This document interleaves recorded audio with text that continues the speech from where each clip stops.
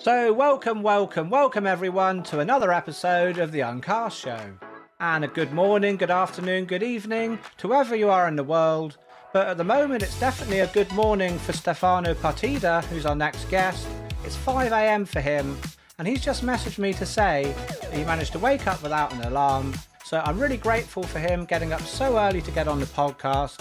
So let's not keep him waiting. So without further ado, let's meet our guest, Stefano Partida from SPXLabs.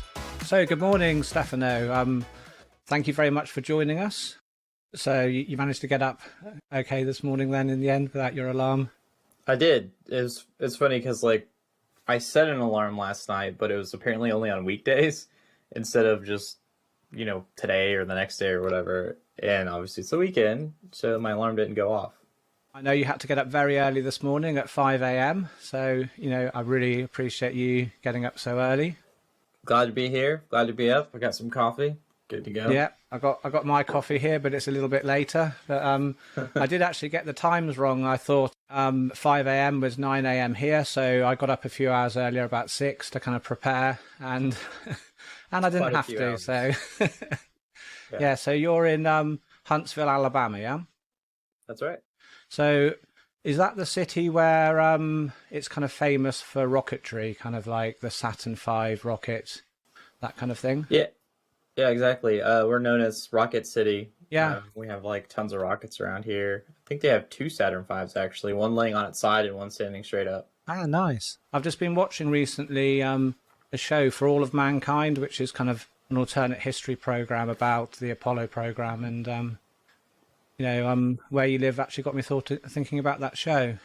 Yeah, it's on Apple TV Plus, right? Yeah. So, what have you been watching lately? Anything that I should know about? Well, the last thing I watched was The Last of Us, and of course the new episode's tomorrow. Yeah, and so I've actually got my Last of Us cup here as well. Nice, that's funny. Yeah, so it's a pretty good show. I've been enjoying that, and also 1923. Really have you watched that at all? 1923 now. I don't think I've even heard of it. It's a kind of Western. It's a spin-off of Yellowstone and 1883. It's got Harrison Ford in it. Okay. It's a pretty good show. I've heard of Yellowstone, but I haven't watched that either. No, I haven't watched Yellowstone, but I've seen the kind of older two. So, yeah, definitely worth a watch. So gaming-wise, what are you playing at the moment? I've seen on your channel you've been doing a bit of Dead Spacing, yeah? Yeah, just finished up Dead Space, and then played a little Starship Troopers on stream the other day. And then I'm planning on getting back into Tarkov anytime here soon, but I haven't really given Tarkov any time. Right, I haven't heard of that one, actually. Yeah, Escape from Tarkov. I've been playing a little bit of Titanfall too, but I haven't had a lot of time for gaming.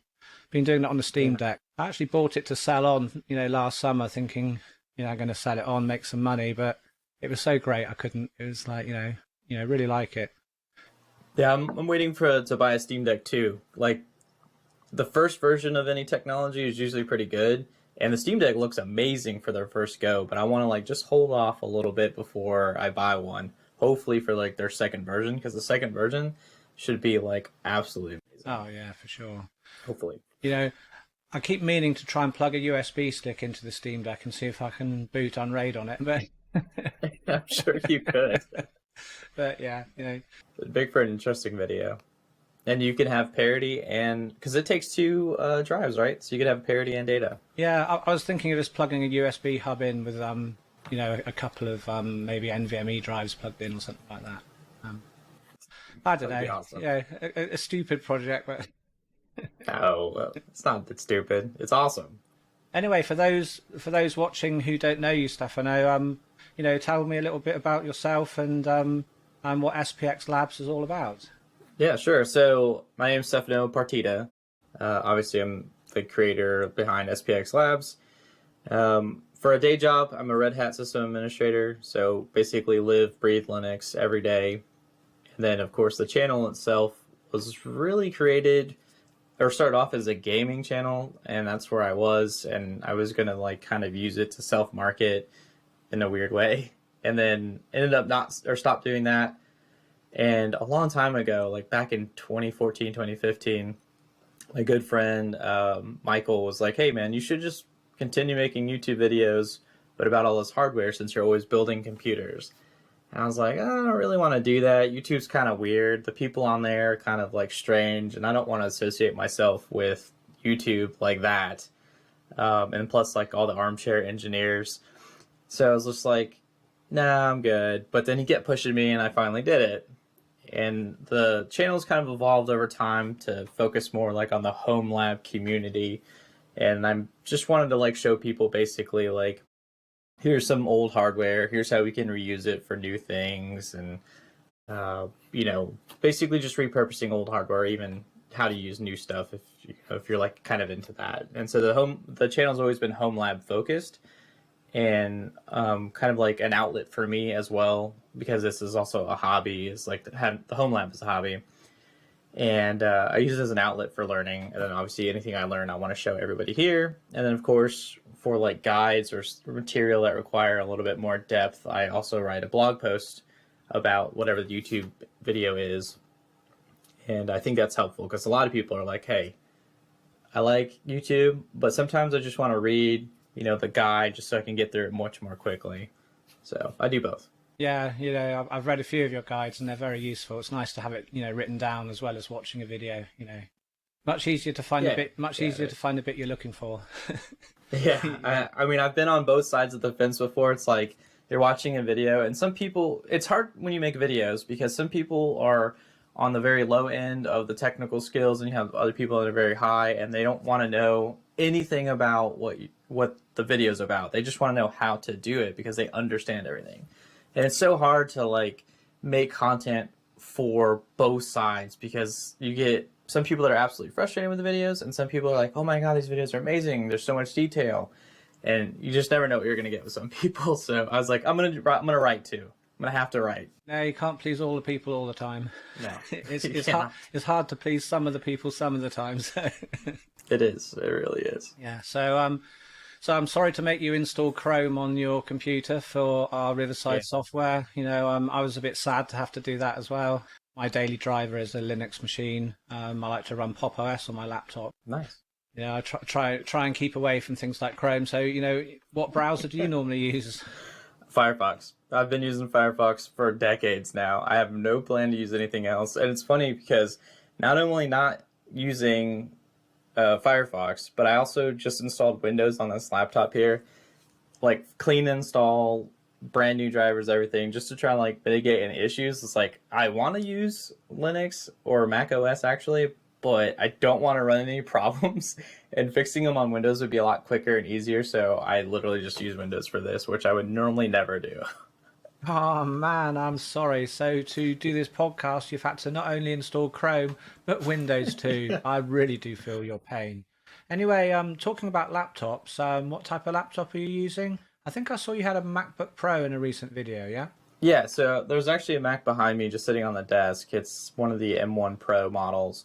But the particular laptop I'm using right now is a Dell Latitude 7 something, I don't know. So is that the one you had the problem with the black screen a while back? That is, yeah. Yeah, I remember reading on your website about a year ago, yeah? Yeah, that's right. So Red Hat apparently doesn't support NVIDIA Optimus or maybe 12th generation Intel chips. So there's like this weird communication error between the CPU or the iGPU and the dGPU. And they can't, I don't know how to explain it because I'm not an expert at this stuff. I just know the symptoms and how to fix it. So I guess there's a communication error, and neither one will do a display out because they're kind of fighting of which one should do the display out. I think that's my understanding.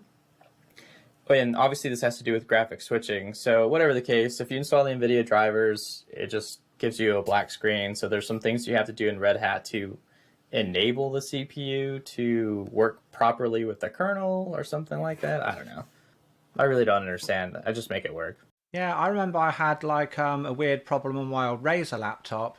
Running Pop! OS, if I shut the lid, I don't think it would sleep. Or was it? No, it would sleep, but then it wouldn't wake up when I opened the lid. Really weird. It's weird. Like, little problems pop up like that all the time. And in fact, with Pop! OS the other day, I actually made a video about gaming on Dead Space with Pop! OS. And my performance was really bad. I even live streamed with the performance being really poor. And I was sitting here scratching my head, like, I should be getting better than 50 frames per second. And what was interesting about it is the second monitor I have is basically capped at 60 hertz because it's really old.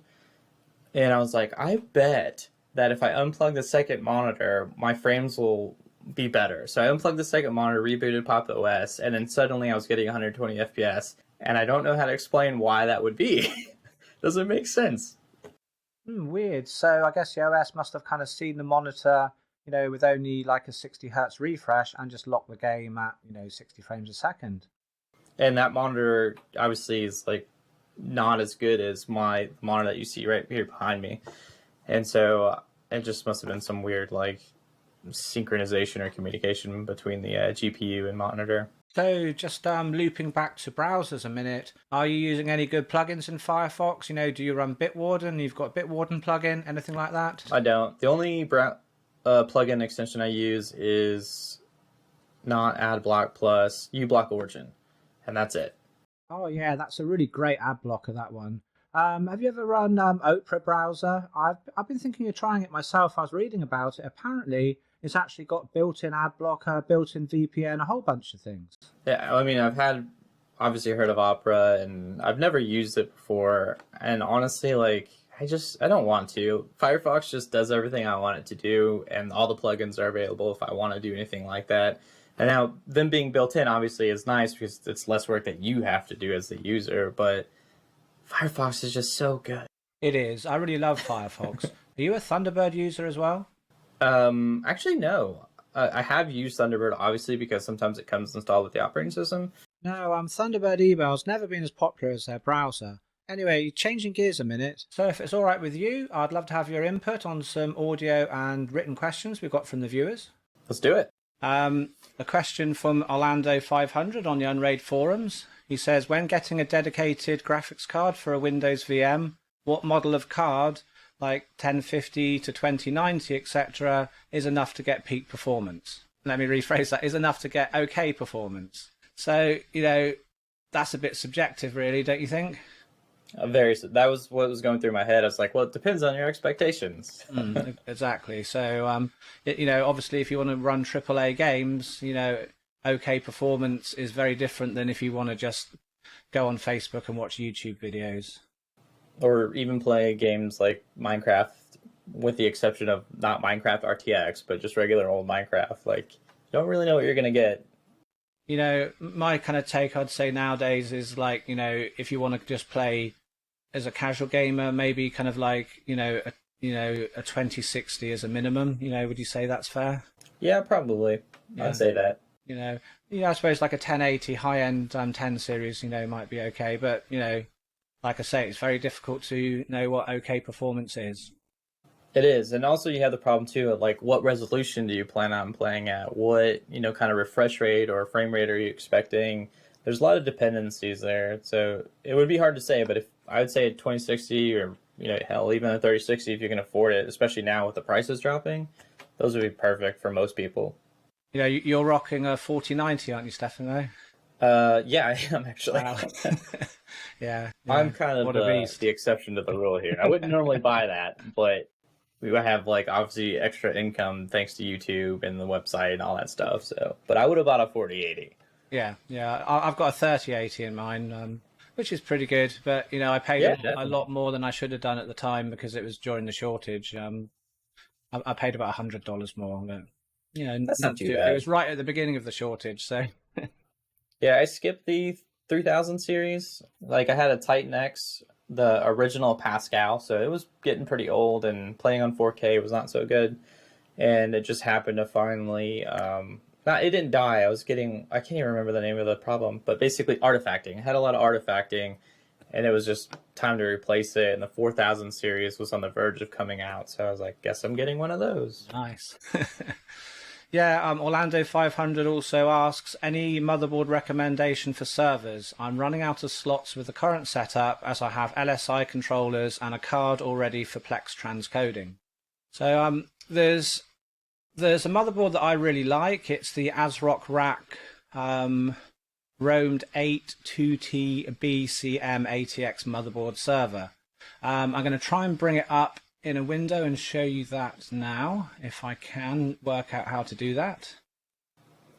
Yeah, and to that credit too, I love ASRock motherboards because they also have onboard graphics. So even if you don't have a dedicated graphics card for Unraid, you can still see the operating itself because it has that onboard GPU, essentially like a as media graphics processor. Can you see that there, Stefano?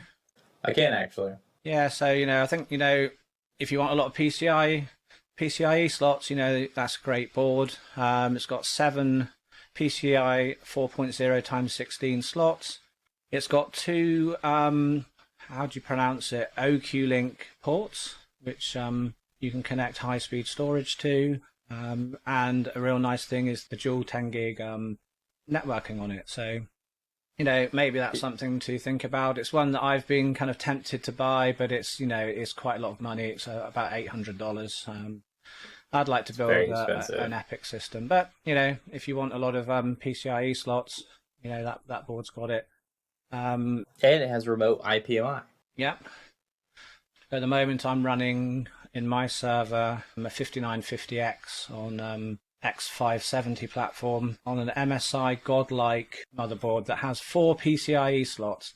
I wanted to upgrade to the new AMD CPUs, but I can't find a motherboard with more than 3 PCIe slots, and that's just not enough for me. So that's why I've been looking at that motherboard just before Orlando 500 happened to ask that question. Okay, so let's move on to the next question. I'm probably not going to pronounce this properly. Mundodl on the Unraid forums says, Hola, thanks for the great software. My question is there any timeline on multiple array pools for the OS? 2 weeks TM. Sorry, say again? 2 weeks TM. Don't listen to him, guys. He's a joker. No, I know this guy on the inside. He told me. And for Stefano, what are some of your favorite containers and things to do with your Unraid server? So first, I'm going to answer the question about multiple arrays on the Unraid server. I've been told that added functionality for this use case should be coming along in Unraid 6.13. So 6.12 is the next one. So hopefully we'll see it in the kind of iteration of Unraid afterwards.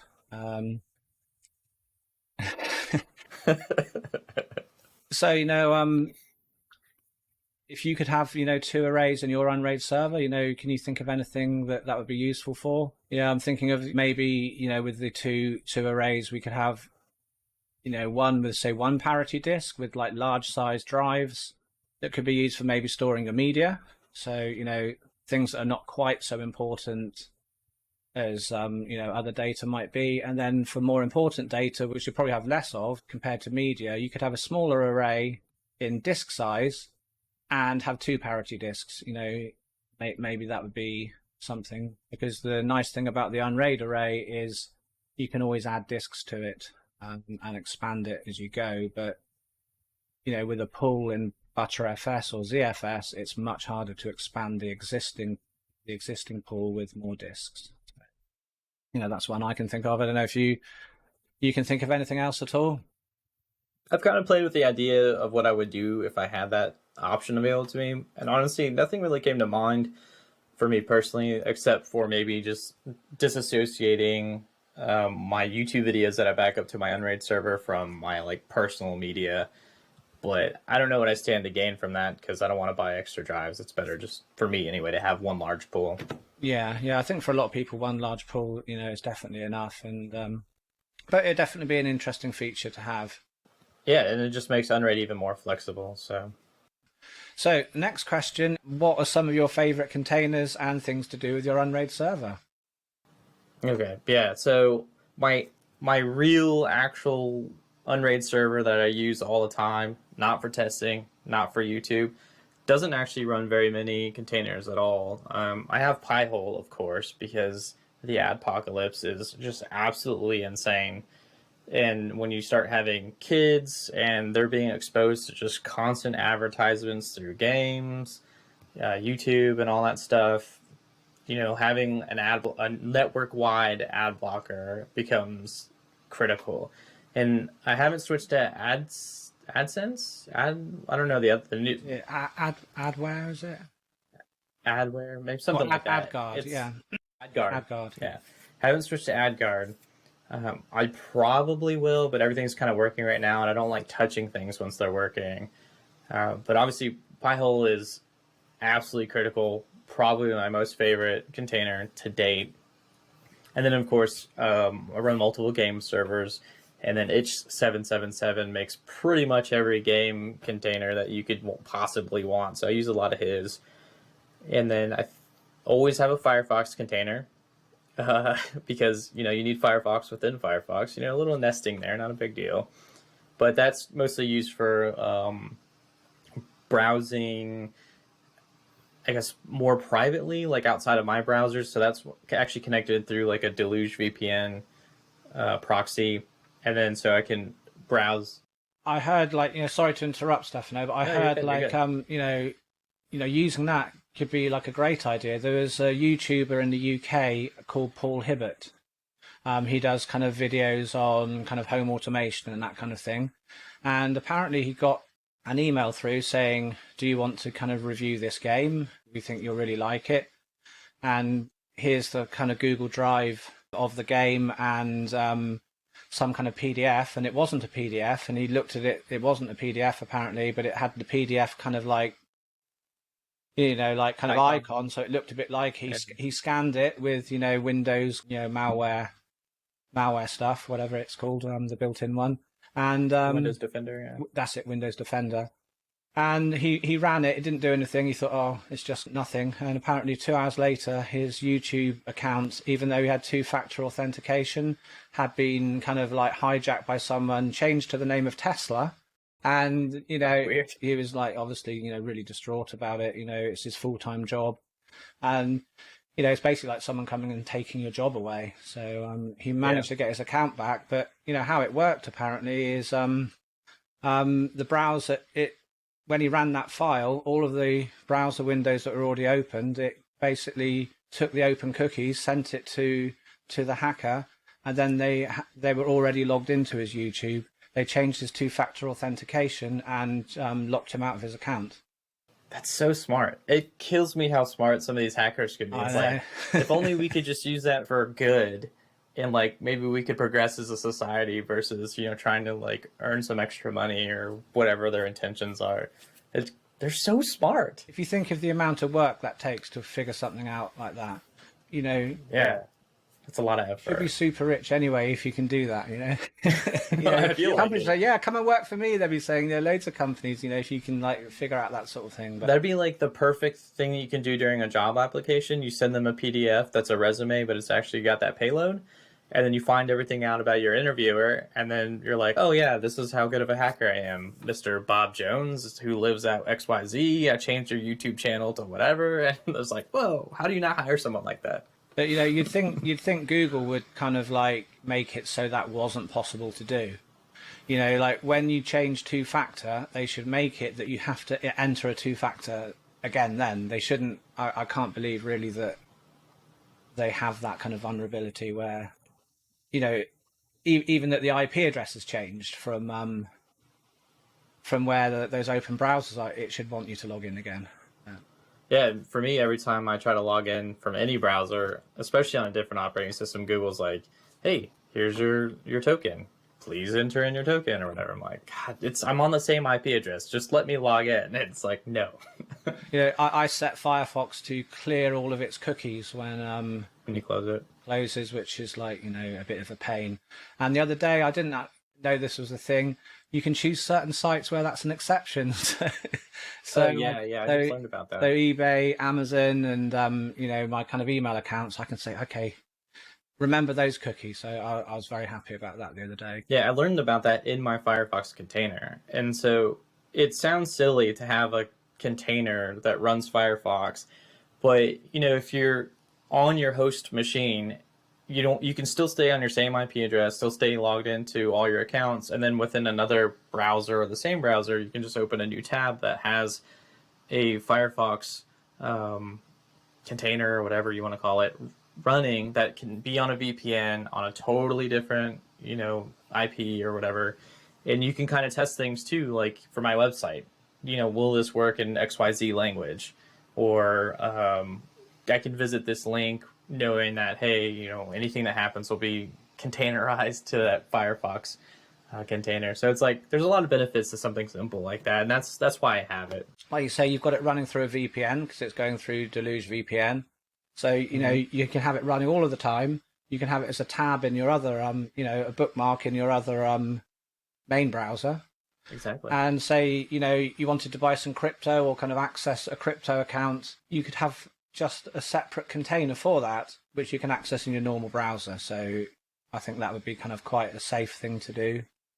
Yeah, it feels safer. If you're worried about that, yeah, I think that's definitely a cool thing. Yeah, and for other containers, I can't even think of what else I run besides those.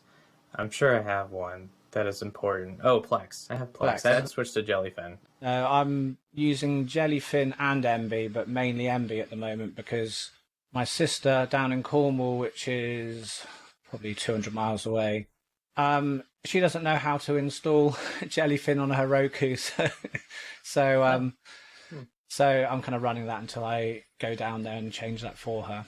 Nice. I honestly haven't used Plex very much because with my cell phone provider, they've bundled in the Disney Plus package. We pay for Netflix, and then we have Apple Plus as well. So we pretty much have everything. And I just honestly haven't even been using that very much lately. So, but those are all the containers I can think of. So mainly it's just a browser, Plex, and ad blocking. Yeah. To talk about ad block, I've got a joke for you actually. Why did the Windows user install an ad blocker? I think I saw this joke recently, and it's not coming to mind. Why would they not want Windows? I don't know. Because they don't want Microsoft to see the adverts they're clicking on. Actually, you did tell me this. Did I told you that one already? Yeah, we talked about it on the phone. And I was like, I just heard this. Why can't I remember? Oh dear, never mind. You should pretend you hadn't heard it, I never heard it before. No, nor have I. In fact, you told it me. Oh, okay. Yeah. So, next question is from BurnStation19 on the forums. Native multiple UPS support in Unraid, does it exist? And if so, how? And if not, why isn't it a standard feature yet, in your opinion? So, no, multiple UPSs is not available in Unraid. And why is it not a standard feature? Well, basically because I don't think many people would use it. But BurnStation19 is giving us more content. He says, why? The purpose of a UPS... he says, why? Because I have two SMT 1500 UPS units, both modified with deep cycle 4-hour runtime, feeding uninterruptible switch. I want the ability to see status and have custom parameters for each UPS native in Unraid. My use case is easy to justify as my main UPS runs to power the rest of my LAN, so when power goes out, I can adjust things accordingly for the longest run times. I can understand that use case, but normally a use case for a UPS isn't to kind of keep everything running. It's really just to kind of switch down the server gracefully, so it doesn't just kind of turn off badly. For me, if my power goes out here, it's either going to be maybe for kind of like a minute, maybe a minute and a half. If it's longer than that, it's probably going to be 3 or 4 hours. So having the UPS keep the server running for ages, it isn't really a kind of thing that is useful for a lot of people, in my opinion.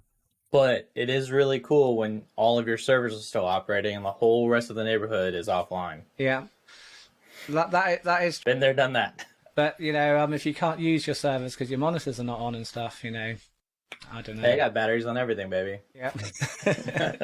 I actually got solar fitted to my house a while ago, and I've got the whole house running off lithium batteries, so that's awesome. That's kind of like a giant UPS, kind of. Yeah, basically a whole house UPS. Yeah, so that's pretty cool. That is very cool. Don't undersell it. Anyway, BurnStation19, if that's the sort of thing you wanted to set up, maybe get a Raspberry Pi to to control your UPSs, and you could run NUT or ACP UPSD, and you could probably, get something together to do what you want on that. Okay, on to the next question, which is from Scott in Nevada. So I'm going to play this question as it was sent to us on SpeakPipe. Hi, my name is Scott. I'm from Nevada in the United States. I just had a question for Tom. So my question is whether you guys have any plans to bring Unraid to ARM. I think there's a lot of people who would love to play with that. Of course, Raspberry Pi and all the single board computers that are coming out with ARM processors, but also much more powerful server-based hardware with ARM. And I just think it would be a great addition to round out the capabilities of Unraid. So thanks for taking my question. Well, thanks very much, Scott, for the question. And I have got an answer back from Tom about this. Tom says it's theoretically possible to do, but very hard to gauge how much work will be involved. My guess is that it's very significant, i.e. multi-month development and effort, and one where we'd need to hire another developer to tackle. We've not begun an investigation to determine the scope of the technical changes, but have begun an initial market analysis to determine popularity and if there's going to be enough users. So, never say never, but, it doesn't look like it's something that's going to be soon. What are your thoughts about running an ARM server with Unraid? That'd be awesome. Yeah. Like, the first thing I would try to do is see if I get it running on my MacBook. Not for any reason in particular, but just to see if I can do it. And I know that's where that question is leading to. Yeah, I actually had an old MacBook myself years ago, and I did run Unraid on that, and then run a Mac VM on that just for giggles. It's another silly project, really, like me wanting to run Unraid on the Steamdeck. But yeah, so Yeah, literally, that's the first use case I could think of, just for fun, not really because I would use like an ARM-based server or anything. But obviously, there's tons of potential for it, and not in a Mac. It would be super cool to use ARM, but probably there wouldn't be a lot of people using it. Don't know. I'd love to try and run it on a Raspberry Pi. I did actually run Unraid on a Raspberry Pi emulating ARM in QEMU. But nice. It was like slower than my grandmother trying to kind of run a marathon, So it just didn't really work well. But speaking of Mac, sorry to interrupt you. Go ahead, finish. No, I finished. Oh, okay. So a long time ago, before I even started making Unraid videos, I actually had watched one of your videos where you were trying to install Mac as a virtual machine within Unraid. And I followed that video, and I remember having a problem. I don't know if I'm supposed to say that, but I had a problem because I was doing it step by step, and I was like, why isn't this working? Like, he literally says to use QEMU whatever, and then do X, Y, Z, and it should work. And I'm sitting here wondering why it's not working. So I don't remember exactly what I did, but I must have changed like one BIOS setting instead. And then it started working. And then I was like, man, this is so frustrating. Like when you find the perfect video and it doesn't work. And I was like, I'm going to make my own videos. And anytime I run into these issues, I'm going to make sure to like record it. That way people can see my struggle with it and they will actually know like, hey, this isn't as easy as it looks. And that way, like if maybe there's something that I have a problem with, it'll help them fix some problem they may have that is different from the video that I made or something like that. But it's funny because you're kind of the whole reason I started making Unraid videos, because I was like just absolutely frustrated trying to get Mac OS installed on this virtual machine. There you are, everyone. You've got me to thank that, we've got all Stefano's videos, Got a couple. the Unraid ones anyway. Definitely. So. Yeah, cool. Yeah, it can be really difficult setting up Mac OS on an Unraid server as a VM. Just sometimes, different hardware. For some reason, it just doesn't. That's probably what it was. Yeah. So anyway, let's move on to our next question, which is from Jared. Again, this is like a voice message, so let's listen to this one. Hey everyone, last year we saw Intel launch the ARC GPU platform. Its low cost and high performance for transcoding is really exciting for those of us with media servers. My question is there a time frame for when beta builds of Unraid will function with ARC GPUs? 2 weeks. 2 weeks again? 2 weeks. Trademarked. Don't listen to him. Yeah, so ARC GPUs, they basically will be supported when the kernel supports it. The stable version of Unraid now, what are we on, Stefano? It's 6.10.5, I believe. That sounds right. That has kernel 5.19, which has no support for the Intel Arc GPUs. But I believe from kernel 6.0, it was experimentally in that kernel. And in 6.1, it's a little bit better. And, you know, straight from Unraid, they say that they're currently testing Arc GPU support, and it should be in 6.12. So we should be seeing, hopefully, some public betas and RCs, you know, shortly. So, yeah, you know, you should be able to use your Intel GPUs in Unraid very soon. And I know, kind of from reading through the forums, you know, some people have, I think they've upgraded the kernel themselves, and they do have the videos transcoding with the Jellyfin container. So, you know, there are some people who are actually using that already. But, you know, if you just wait until the next beta version of Unraid, that has kernel 6.1 in it, so you should be able to do something with it then. And the benefit of waiting, too, is there's rumors that Intel's supposed to be dropping the price of their graphics cards, so you may even get a deal out of it in the future. Do you know anyone who's used an Intel GPU? Have you tried it yourself, or?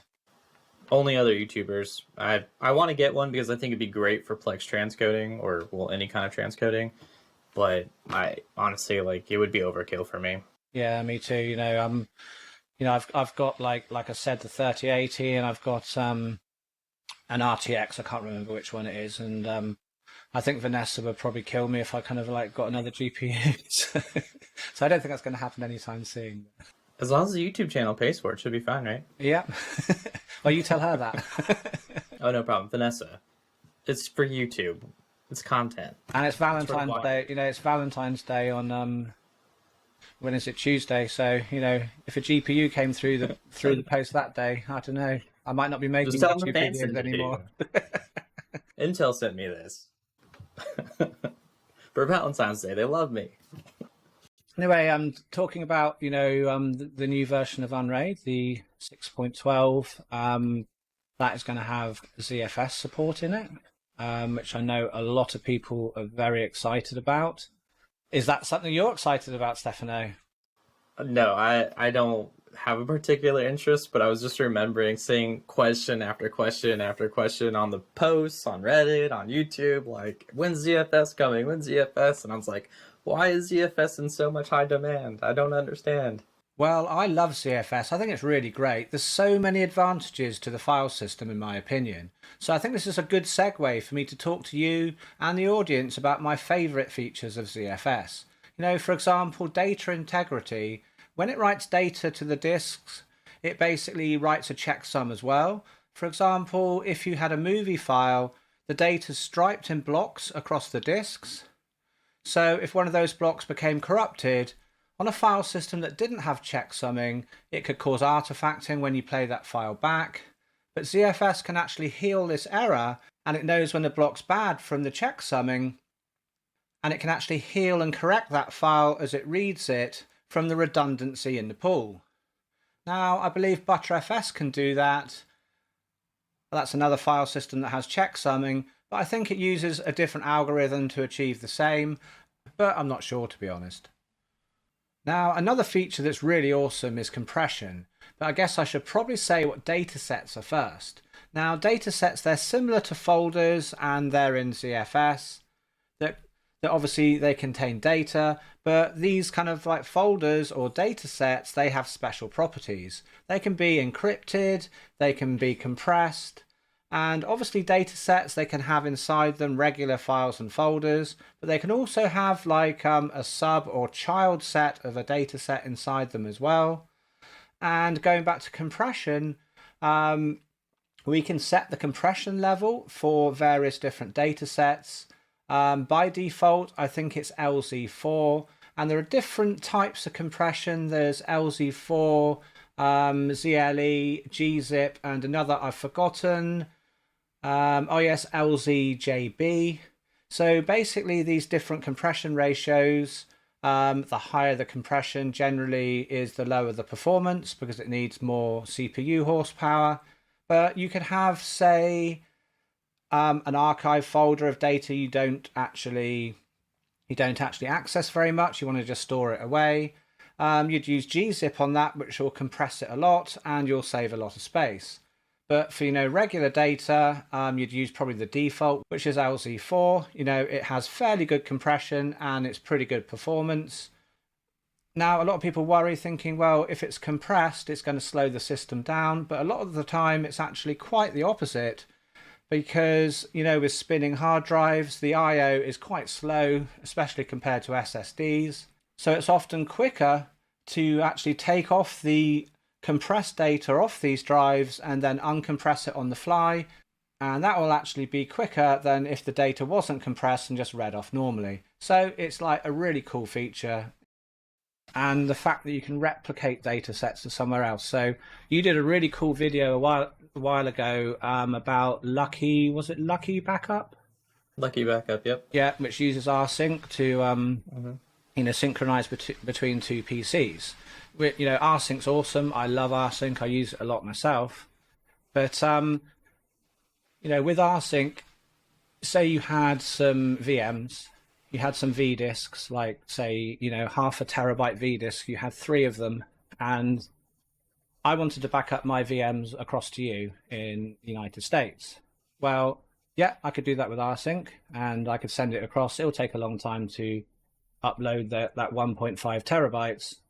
And then if I go onto one of the VMs and I download one MP3 into the V disk, when I run rsync again, it's going to want to transmit the whole of that one file. The V disk, yeah. The good thing about ZFS is because it's the disk controller and the file system, it's aware of the changes on the block side. So my backup to you after I've done the initial backup, it would only take a couple of seconds because it will only transmit the changed blocks in the file system. So the backup would probably take 30 seconds. With rsync, it might take an hour or 2. That's actually a great feature. It's super cool for things like that. I really love it for things like that. Yeah, I built a system for somebody who wanted to have like a remote backup or an Unraid remote backup, and they were doing the transfer from their host to the remote client, and it took literal days with rsync, but not so much because of rsync itself and the large data, but mostly because the internet connections and stuff. But, minimizing little things like that make a huge difference. Did you know anything about bit rot with ZFS? Because I've seen a lot of talk about bit rot lately on the internet. So, bit rot, ZFS can protect against that. Like I was sort of saying earlier, it's checksums with the data. Right. It can self-heal the data if it detects there's something wrong with the data. The checksum doesn't add up across the blocks. It goes, that block's not quite what it should be, and then it can recalculate what that block should be. Do you have like how that would work with Btrfs? Is there like that same kind of mechanism, or? I believe, to be honest, I'm not an expert in Btrfs, but I believe Btrfs does have checksums built into it for self-healing. Obviously to kind of do it properly with any of these, you need more than one disk. Otherwise, you get the checksums and it can tell you there's data wrong, but it can't fix it. Yeah. Because it can only fix it from the redundancy. But anyway, ZFS, it's really exciting. It's coming to Unraid. A lot of people are going to be very excited. I can't wait to see all the forum posts. Be like, finally! Yeah, for sure. Anyway, just totally changing the subject now. Looking at your channel, you're having a bit of a problem with heat in your server closet at the moment. Yeah, it's been especially bad lately because I've just added so much equipment in there. I've been working with brands, so I've literally been adding way more than that closet wasn't ever intended to hold. And it's starting to become an issue. And I think I've kind of solved it for now, but I'm kind of sitting here scratching my head. Okay, this is just another Band-Aid fix, and then, next year or whenever, I'm going to have to be like Craft Computing and install a dedicated AC unit in there. It's going to be too loud. And it's like, man, I really wish I had the funds to have like a dedicated studio outside where I could have solar panels, like power the entire thing. And it would be AC cooled and out of the house and everything would be quiet, but it's so expensive. So, what have you got running in your server closet? How many servers are in there? I only have 3 servers, which is a lot for most people. They're like, why do you need so many servers? But I have a test Unraid server that doesn't actually run 24/7, but I've been letting it run a lot more often because you never know when you're going to be like, oh, let me test this container out, see how to install it, and then make a video about it. Because I don't know about you, but like my creativity is not really scheduled. Like sometimes I'm like, I'm just going to do this today. So I get lazy about turning it off. And I actually have a second Unraid server that's my backup server. And I let that one run non-essentially as well. It doesn't need to be on 24/7 because I only do backups every Friday. And then, of course, my main Unraid server that powers the entire network and the entire house. And they're wildly different. Like one has a 5800X in it because that one will host games, which is also what I do with my test Unraid servers, host game servers. And then one has like a Intel 4 or 4110 gold or silver CPU in there. And then the other one has a 3700X as well. So there's a lot of heat being generated. So, do you run any VMs at all? Did I make you give up with that, from the Mac one? Because Yeah, the Mac one was my last VM I've ever installed. No, I'm kidding. It was so horrible. No, I'm done with the VM game. Containers can pretty much do everything, and there's one game that needs to figure out how to get off Windows and just allow us to run their game serving software in like Linux so we can containerize it, and that's Space Engineers. And I know Keen or whatever their developer is doesn't watch this, probably, but I swear to God, if you do, please give us a Linux server so we can host it in a container, because I don't want to install Windows or Windows VM just to run your software to host the server. Yeah, I wonder if that could run in Wine in a container, kind of in Wine somehow. It might. Yeah, maybe. I don't have the skills for that, though. That's beyond me. So, sort of server-wise, I've got 3 servers as well. I've got my main one that's kind of behind me in that arcade cabinet there. I'm hoping that's my server closet. For now. I'm hoping to, at the moment it's just in there in its kind of case, but I'm hoping to strip all the parts out and kind of build it into that old arcade cabinet there. I've got a backup server like you for, backing up data. Again, that isn't on all the time, but I have a script that actually turns it on when it needs to do a backup and sort of switches it off afterwards, to try and save electricity. And I've got a test server for testing out things, just like you. If there's a new container, I think chuck it on the test server and have a look at that. So, yep. Yeah, it's funny because it sounds ridiculous, but I don't know how many times I've broken my Unraid server because of just some test, right? Or with NVIDIA graphics pass-through or something. Like, I don't want to say it's easy to break Unraid, but I've done it so many times and it's just totally disrupted the entire ecosystem here. And so I was like, I have to get a second server specifically for testing. And it's been amazing. So yeah, it's definitely worth having a second server for testing. For me, if I restart the server, I'll have to turn it off for a while. And, the kids or the missus is watching something on MB, it doesn't go down very well, Yeah. Just like if I have to reboot the router, I run pfSense on there, and I'm running my ad blocker through PG Blocker. I'm not sure if you've ever used pfSense much, but it's a great open source firewall. Yeah, everyone's always pushing me to use it because they're like, oh, you have Ubiquity, but pfSense. I'm like, but it's just working and I don't want to switch. Just try it out, downstream or something, just to see what it's like. You'll love it. It's really great, Free sample. But yeah, it's nice to kind of run the ad blocking actually on the, on the actual router, right on the edge of the network.